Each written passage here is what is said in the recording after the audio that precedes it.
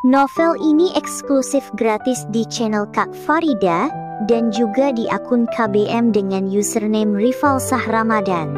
Jika novel ini ada di platform selain KBM dan channel ini, bantu saya untuk mendamkan akun yang plagiat naskah buatan saya ini.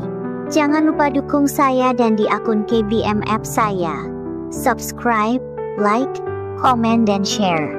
Judul Kamu Selingkuh Aku Main Dengan Rekan Kerjaku, penulis Rival Sah Ramadan. Khusus novel ini gratis di channel Kak Farida dan di aplikasi KBM app dengan username Rival Sah Ramadan. Silakan download aplikasi KBM app dan link baca di KBM novel Kamu Selingkuh Aku Main Dengan Rekan Kerjaku ada di deskripsi. Lelaki tak tahu malu. Siapa yang membiayai sampai jadi pilot? Malah bermain cantik dengan pramugari, memangnya aku tak bisa bermain dengan rekan kerjaku yang lebih tampan darimu? Dasar suami benalu. Bab 1. Cinta Nyaris Sempurna. Alana duduk di balik meja kerjanya, jari-jarinya sibuk membolak-balik berkas pasien yang harus ia tangani hari ini. Ruangannya di rumah sakit megah milik keluarganya dipenuhi aroma lembut dari diffuser berisi minyak esensial lavender, memberikan kesan tenang di tengah kesibukan rumah sakit yang tak pernah sepi. Sebagai satu-satunya ahli waris dari Arjuna Medika, rumah sakit ternama yang didirikan oleh ayahnya, Dr. Gunawan, Alana bukan hanya seorang dokter yang berdedikasi, tetapi juga calon pemimpin masa depan fasilitas medis prestisius itu. Di usianya yang masih 30-an, Alana telah menjadi dokter spesialis yang disegani, cantik, cerdas, dan berasal dari keluarga terpandang. Hidupnya tampak sempurna atau setidaknya, begitulah yang dipikirkan banyak orang. Namun, ada satu hal lain yang melengkapi hidup Alana. Raka Aryatama, suaminya. Alana menikah dengan Raka 2 tahun lalu dalam sebuah pernikahan yang begitu indah hingga dijuluki Royal Wedding oleh media.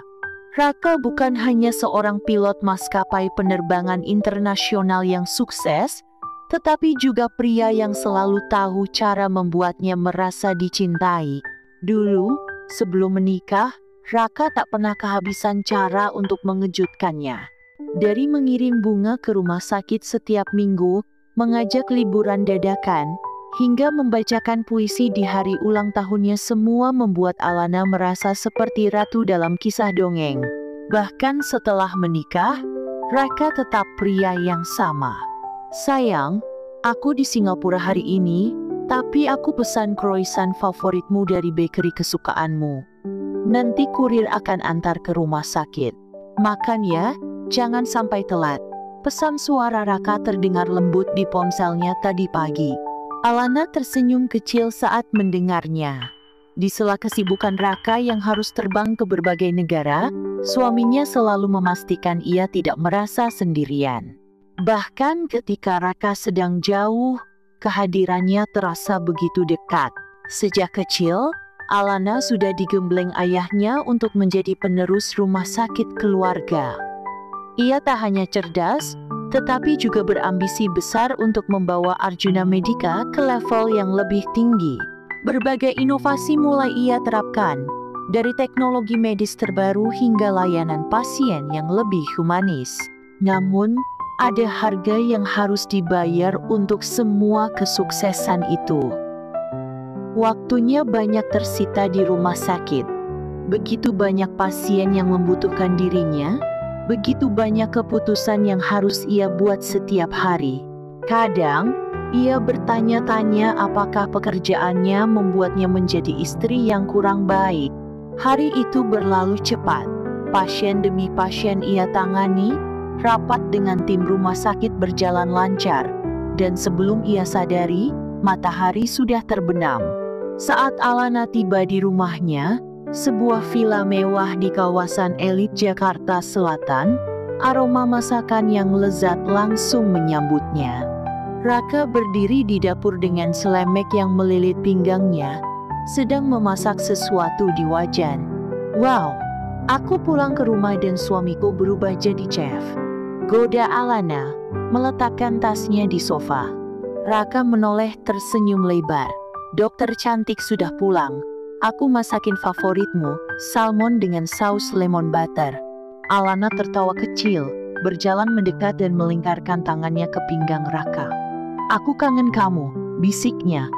Raka membalikkan badan, menatapnya lembut. Aku juga sayang, kamu kerja terlalu keras. Aku ingin kamu lebih banyak istirahat. Alana menghela napas. Aku tahu, tapi pasien-pasienku butuh aku. Tapi aku juga butuh kamu, balas Raka mengecup keningnya. Malam itu mereka makan malam bersama, mengobrol tentang banyak hal, tertawa, dan menikmati momen berdua. Saat Alana bersandar di dada Raka setelah makan, ia merasa dunia ini sempurna.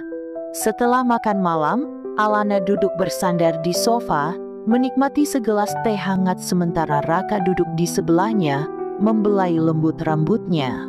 Momen seperti ini adalah sesuatu yang selalu ia nantikan, momen di mana ia bisa merasa tenang, terlindungi dalam pelukan suaminya. Besok aku harus terbang ke Dubai, ujar Raka tiba-tiba, suaranya terdengar sedikit enggan. Alana menoleh, matanya menatap dalam ke arah pria yang telah menjadi bagian dari hidupnya selama 2 tahun terakhir. Dan kekecewaannya, Raka mengangguk. Hanya 3 hari. Setelah itu aku akan pulang, dan kita bisa pergi liburan seperti yang kamu inginkan. Alana tersenyum kecil, meskipun hatinya sedikit berat. Ia mengerti pekerjaan Raka. Ia tahu sejak awal bahwa menjadi istri seorang pilot berarti harus siap dengan jadwal yang tak menentu. Tapi belakangan ini, jadwal Raka terasa semakin padat. Ia lebih sering bepergian, lebih sering pulang larut, dan ada saat-saat di mana Alana merasa pernikahan mereka perlahan kehilangan kehangatannya. Alana memeriksa jam tangannya, sebuah Cartier elegan. Hadiah dari Raka di ulang tahun pernikahan pertama mereka. 23,45. Sudah hampir tengah malam, dan suaminya belum juga pulang. Ia duduk di ruang tamu rumah mereka yang luas, memandangi layar ponselnya yang masih tampak hitam. Tidak ada pesan, tidak ada telepon. Raka seharusnya sudah sampai sejak 2 jam lalu.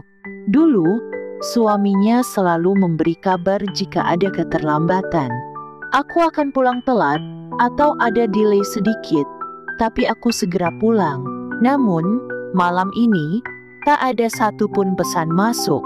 Alana menggigit menyandarkan kepalanya di sofa, mencoba menenangkan pikiran yang mulai dipenuhi berbagai kemungkinan buruk. Apa dia baik-baik saja? Tiba-tiba, suara mobil berhenti di depan rumah. Dan tak lama suara pintu dibuka, langkah kaki terdengar memasuki rumah. Alana bangkit, langsung bergegas ke arah pintu masuk. Suaminya berdiri di ambang pintu, masih mengenakan seragam pilotnya yang sedikit kusut. Rambutnya berantakan dan ada aroma samar parfum wanita yang asing bagi Alana. Alana mengerutkan kening.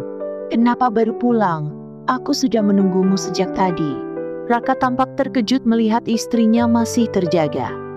Maaf sayang, tadi ada briefing tambahan di bandara. Alana menatapnya lekat. Dulu Raka tak pernah berbohong. Akan tetapi, malam ini ada sesuatu yang terasa berbeda. Saat Raka melepas jaketnya dan menggantungnya di gantungan dekat pintu, mata Alana menangkap sesuatu di kerah kemejanya. Sebuah noda lipstik merah samar. Darahnya seketika berdesir. Jantungnya berdetak lebih cepat. Ia mencoba berpikir logis. Mungkin hanya noda biasa. Mungkin dia bersandar di kursi pesawat yang kotor. Tapi ada hal lain yang membuatnya lebih sulit untuk mengabaikan. Aroma parfum, bukan parfum yang biasa dipakai Raka. Lebih manis, lebih tajam. Aroma yang lebih cocok digunakan oleh seorang wanita. Alana melangkah mendekat. Kamu beneran briefing? Tanyanya dengan nada santai, meski dalam hatinya ada rasa kecurigaan. Raka mengusap wajahnya, menghindari tatapan istrinya. Aku lelah, Lana. Bisa kita bahas besok? Alana bisa merasakan perubahan dalam nada suara suaminya. Ada sesuatu yang ia sembunyikan. Namun, ia memilih menahan diri malam ini. Setelah mandi, Raka langsung tertidur. Sementara itu, Alana berbaring di sampingnya dengan mata terbuka. Ia tak bisa mengabaikan noda lipstik itu. Bukan, itu bukan noda, tapi lipstik perempuan, gumam Alana. Dia turun dari ranjang, berjalan menuju pakaian kotor. Dia ambil kemeja putih Raka, memperhatikan dengan seksama. Benar saja, ada ukiran bibir wanita di sana. Itu bukan noda merah, tetapi lipstik bibir yang menempel. Hati Alana memanas, ada kecurigaan untuk suaminya. Link novel ini ada di deskripsi.